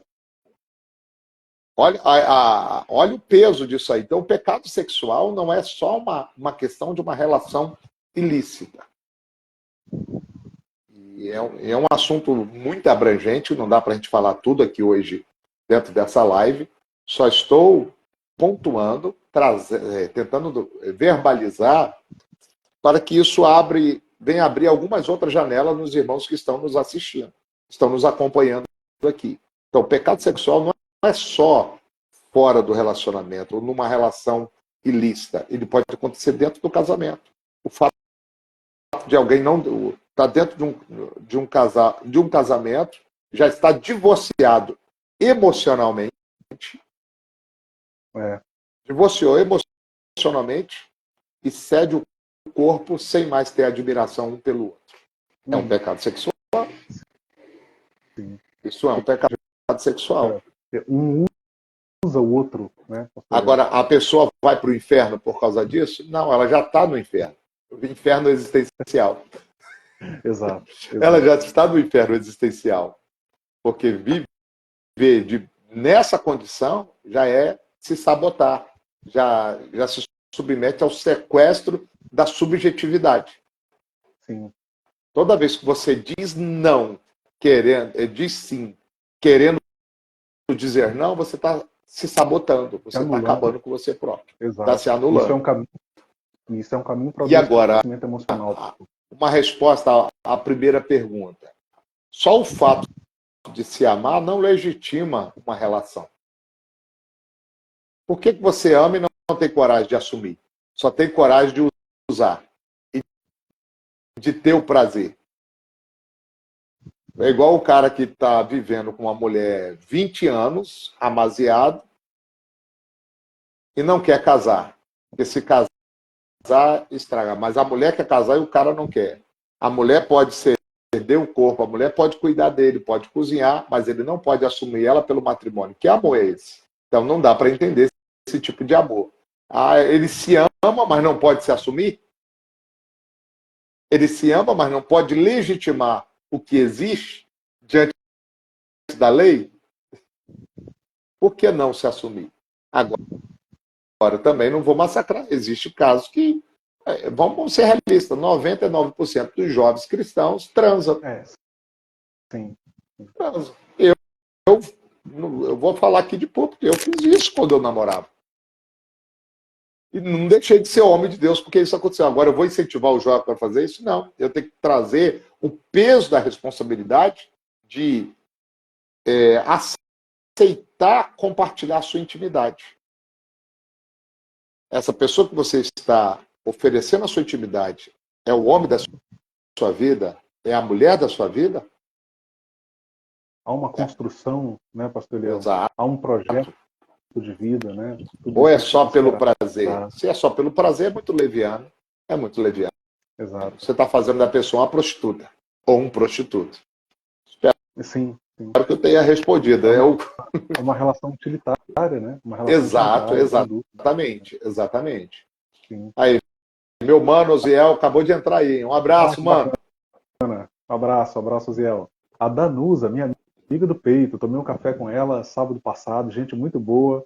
Ela faz uma pergunta interessantíssima, pastor Eliel, que tem muito que ver de fato com hermenêutica também, né? Além das que já foram feitas. Ela pergunta assim, por que o livro de Apocalipse é ainda visto de forma tão apocalíptica? Estudamos pouco? Não vou falar que estudamos. Posso falar um pouquinho? Claro, Depois você manda. fala. Isso tem vários elementos, não é? Primeiro, é uma herança milenar que foi não propagada pelos apóstolos. Eu não acredito que os apóstolos propagaram o medo. Não acredito.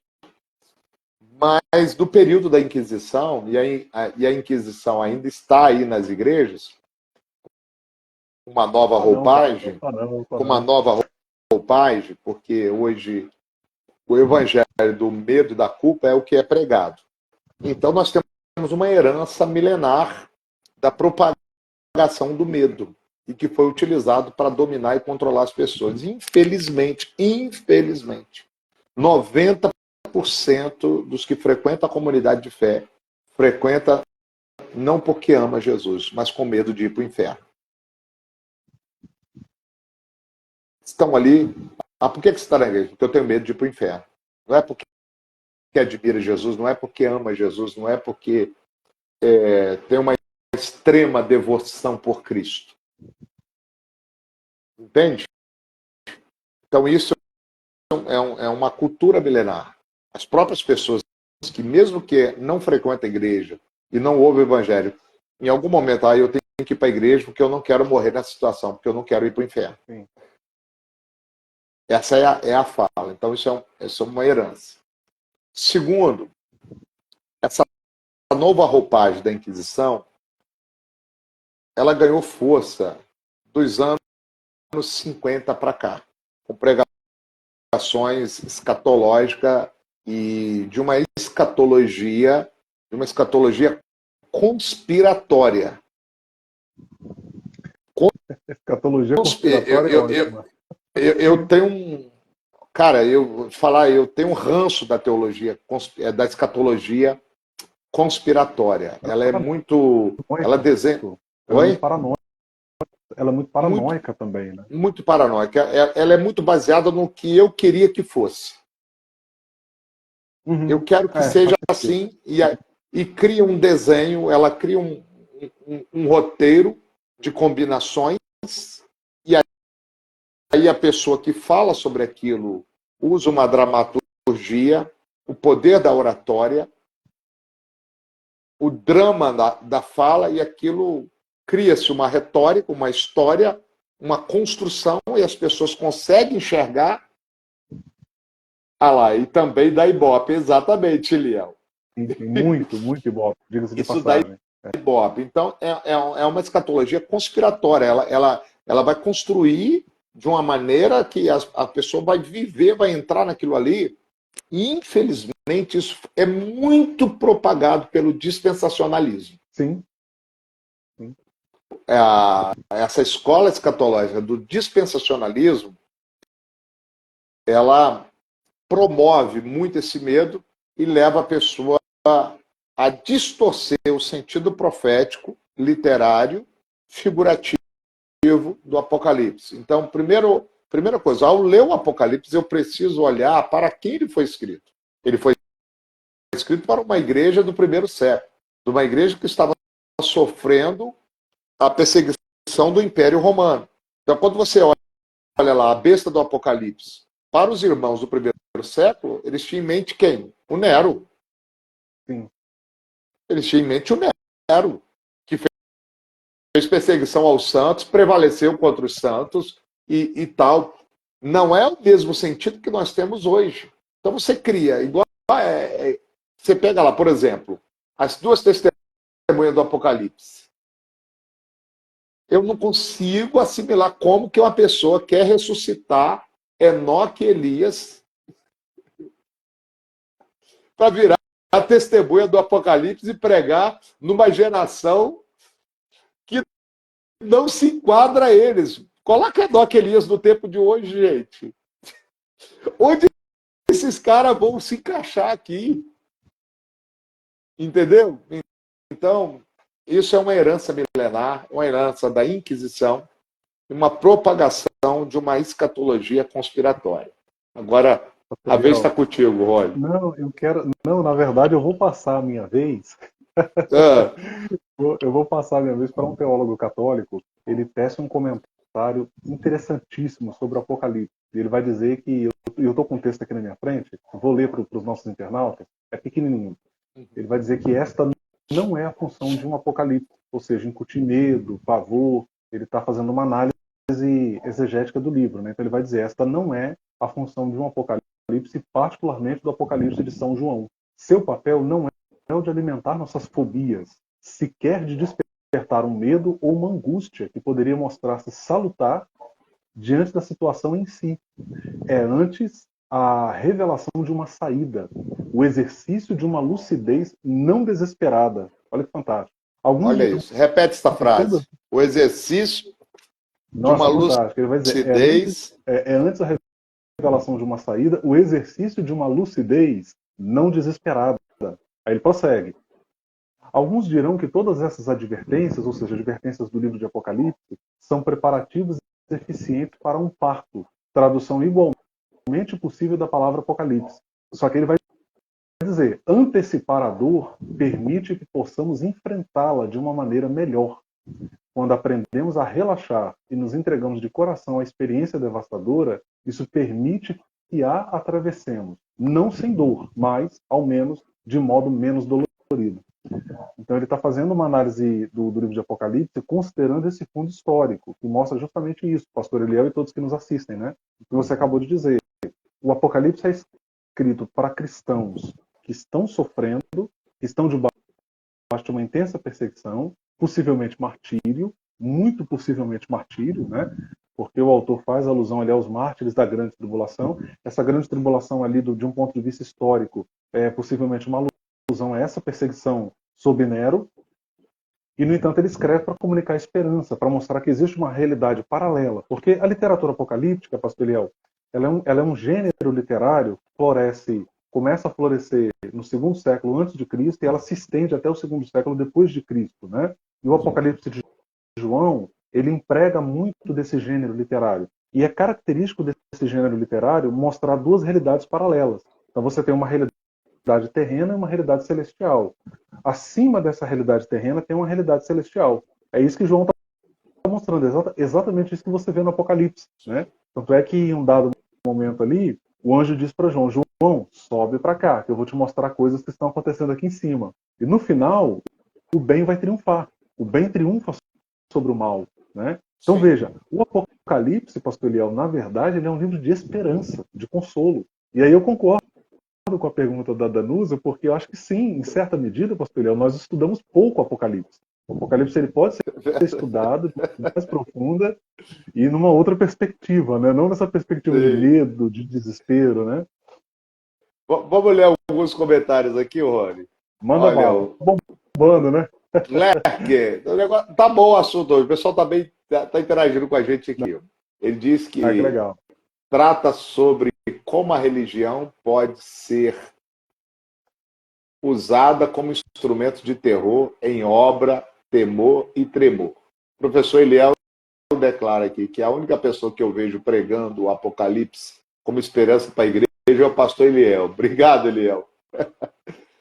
O Tiago diz o seguinte, que dá ibope ainda mais quando ocorre alguma catástrofe. Exato. natural, geopolítica, etc. Muitos teólogos já, não estou conseguindo enxergar aqui, já conectam, né, com eventos escatológicos. Me permita um adendo aqui rapidinho. Vou compartilhar com vocês aqui em primeira mão. Eu estou Obrigado pela escrevendo. participação, Luciane. Um grande abraço, viu? Pode falar. Ah, que legal.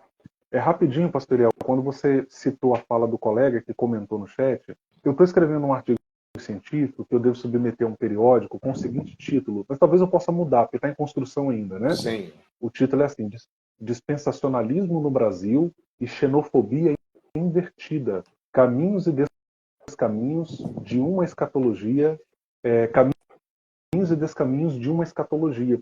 Olha que coisa interessante, pastor Eliel. O dispensacionalismo, infelizmente, ele tem servido de suporte para que se legitime as ações de Israel enquanto Estado, né, de maneira irrefletida. Por exemplo, pastor Eliel, nós estamos vivendo um momento em que Israel ele está tendo uma reação ao Hamas, e essa reação ela é compreensível, claro. Israel tem o direito de continuar existindo como Estado, como nação, tem o direito de se defender, mas, pastor Eliel, nós estamos falando de 30 mil mortos, em que 70% desses mortos na Palestina, ali na faixa de Gaza, são mulheres e crianças. Então isso me permite dizer que é uma reação desproporcional. É o que eu estou de pleno acordo. Inclusive, os palestinos têm a faixa de Gaza, lá pode ir para lá. Gente, eles estão numa prisão dentro da faixa de Gaza.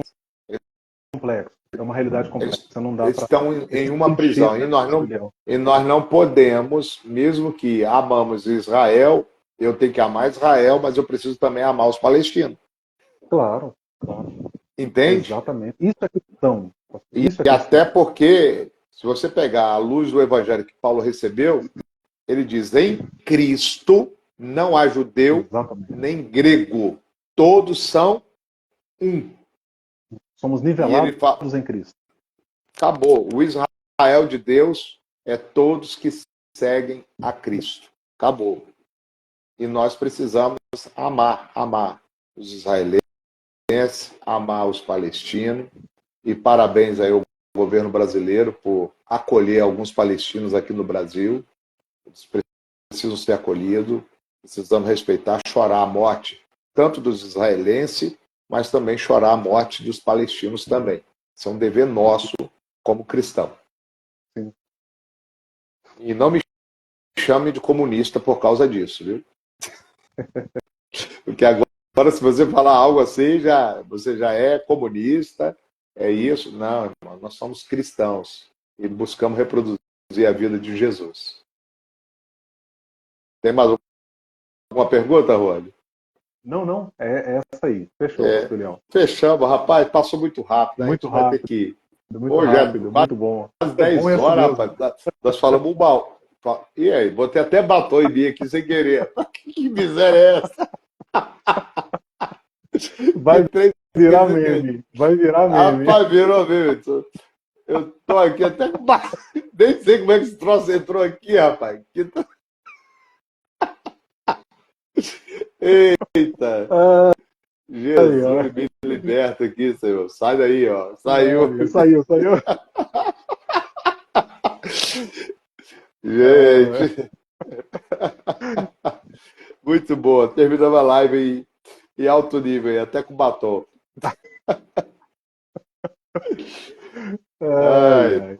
Mas foi muito bom, Rony, ter esse tempo aqui com você.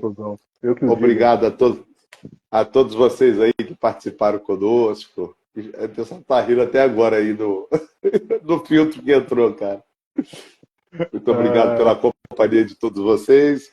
Não vamos demorar a marcar outra, não, Rony. Tamo junto. Fala aí, qual outro tema aí, galera? Coloca aí, escreve aí para uma próxima live. Antes da gente finalizar, vocês aí, vamos ver qual a sugestão. Que assunto que vocês querem que a gente traga para cá? Teve alguém que colocou um comentário grande aí, pastor Leão. É o Jefferson, um presbítero lá da igreja, eu acho. Deixa eu ver aqui. A paz do Senhor Jesus, meu pastor Eliel. Seria muito interessante estar assistindo até o final da live. Mas cheguei agora do terceiro elo de propósito. Foi benção. Valeu, Jefferson. Um abraço. Obrigado, cantora Geisiane. Muito obrigado. Coloca aí, galera. Sugere um tema pra gente aí, para conversar na próxima live, antes da gente finalizar.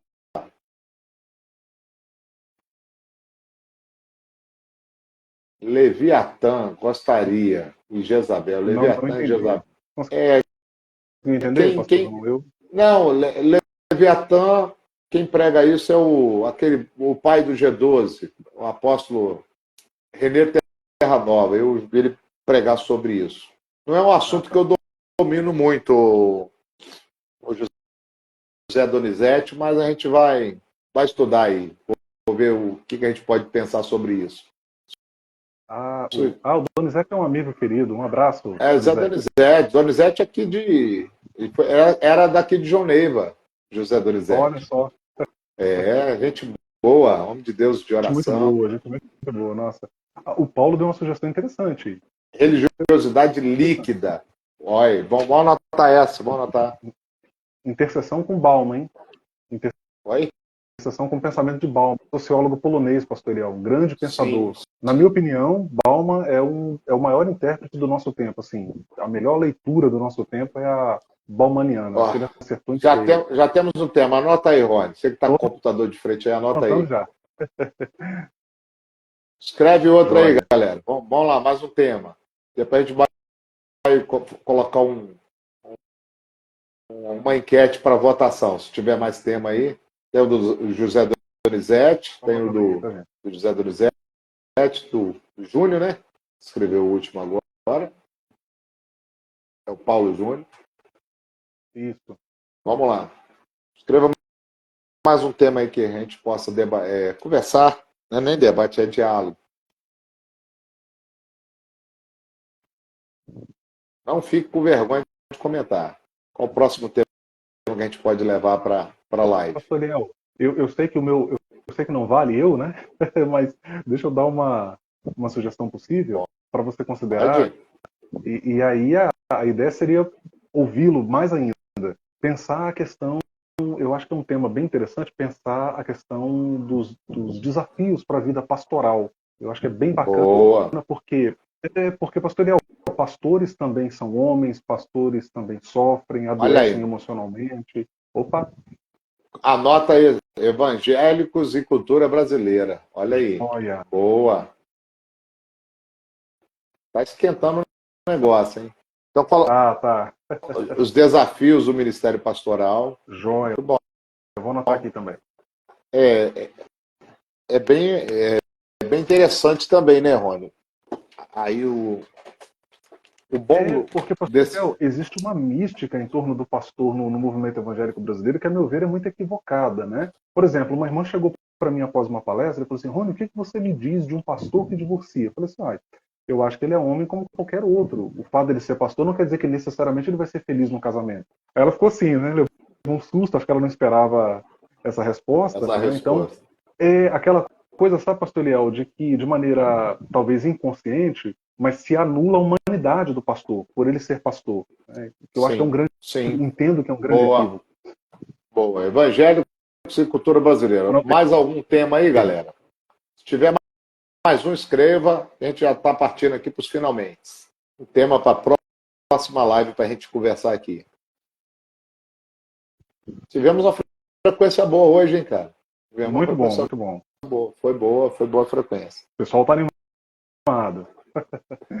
Pessoal, então, estamos chegando ao final. Rony, prazerão, meu irmão. Foi igualmente, meu pastor. Aí, ó, a igreja vai ficar eternamente no céu. A escatologia.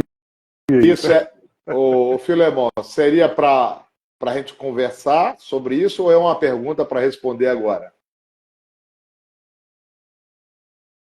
Rony é o pastor Clark, super-homem. É Filemon, pastor, a pessoa que perguntou? Filemon. Ele é lá de Nova Rosa da Penha, estudioso das escrituras, gente boa demais. Que legal. Ô, Paulo, você comentou, mas está faltando bastante músculos aqui para isso, viu? Vou ter que malhar muito para ficar igual o Clark. Malhar e tomar umas bombas. Essa pergunta é para ser do tema ou é para ser respondida respondida agora.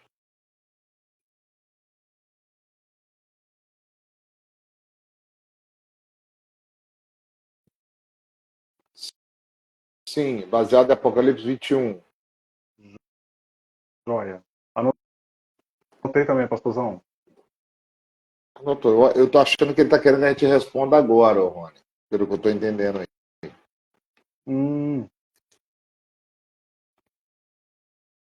Isso varia, o Filemon, de acordo com com a a escola escatológica teológica. É isso que a aí. pessoa segue. Eu vou te responder dentro do que eu penso sobre eternidade à luz do meu entendimento das Escrituras. Primeiramente, Ele comentou pode ser embaixo. agora. Ele comentou aí. Primeiramente, o texto de Apocalipse 21, nós estamos falando de hermenêutica. O problema é que as pessoas lêem esse texto com uma visão romântica e com uma visão do que ele desejaria que fosse, que é sobre um novo céu e uma nova terra. Então, vamos fazer a hermenêutica desse texto, que muita gente ela não para olhar.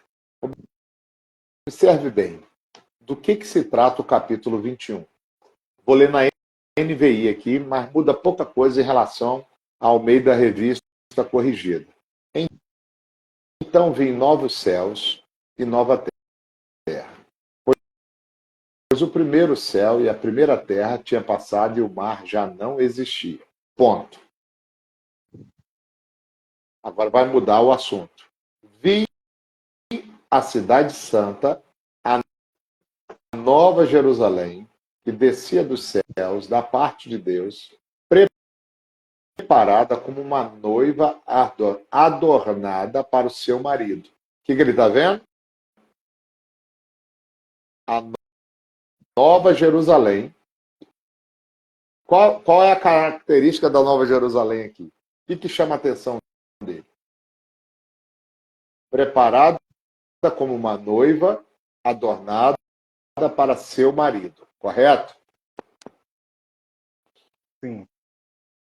Agora, aí a continuidade. Ouvi uma forte voz que vinha do trono e dizia: agora o tabernáculo de Deus está com os homens, com os quais ele viverá. Eles serão. Quem é o tabernáculo?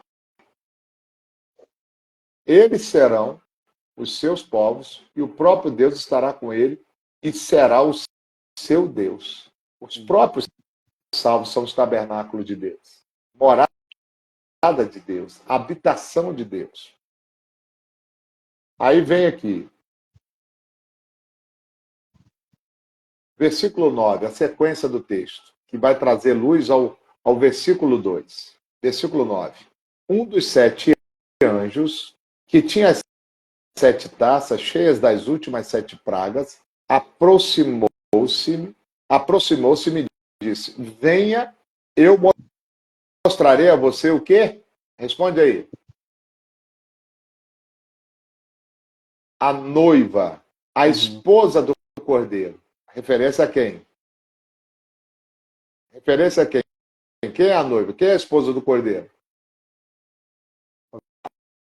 Fazendo alusão A igreja. à igreja, né? A igreja. Ele falou que ia mostrar a esposa e a noiva do cordeiro. Versículo 10. Ele me levou no espírito a um grande alto monte e mostrou-me o quê? A cidade santa, Jerusalém, que descia do céu da parte de Deus. Então, quem é a cidade santa, a nova Jerusalém, que desce da parte de Deus? A própria noiva do Cordeiro. O próprio texto está explicando isso aqui. Só que o nosso olhar de querer que algo seja o que a gente imagina, não deixa a gente enxergar. O próprio texto está... Processo de exegese também, pastor Eliel. Eu já vou para o texto com categorias definidas. Eu vou do texto procurando algo para legitimar a minha crença, para fortalecer o que eu acredito. Então, o próprio texto está dizendo que a Nova Jerusalém aqui não é um lugar, mas é uma linguagem figurativa que representa a igreja do Senhor. Onde nós vamos viver eternamente? Não é no céu, mas na terra que será restaurada, voltando à ideia original do homem. O homem não foi criado para morar no céu, o homem foi criado para ser o governo de Deus aqui na terra. Perfeito, sem pecado, santificado, restaurado e consagrado para Deus. Então haverá novos céus e nova terra, porque essa terra que foi amaldiçoada será restaurada e se estabelecerá novamente o reino eterno de Deus por meio do homem, em continuidade à história que foi rompida lá no Éden. É nisso que eu creio. Espero que tenha te respondido. Tá bom? Tiago fez uma pergunta boa aí, pastor Eliel. Quem? O Tiago, até anotei aqui já. Boa pergunta. Eu acredito que ele colocou pergunta, mas talvez seja sugestão de tema. Sim. Vamos colocar isso aí. Anota aí, porque o tempo já não dá para a gente falar mais. Ótimo. Obrigado, Tiago, pela participação. Rony, vamos despedir, senão a gente vai até meia-noite aqui. Vigília teológica. Um abraço, pastorzão. Fique na paz, querido. Obrigado. Obrigado a todos que acompanharam, viu? Até o nosso próximo encontro. Um abração para todos, viu? Que miséria, velho. Nossa, quer perseguir. Olha aí, cara, Jucinei. Glória a Deus por ouvir esse homem de Deus que muito me honrou. Assim que creio. Obrigado. Valeu, Filemão. Que legal. Abração, gente.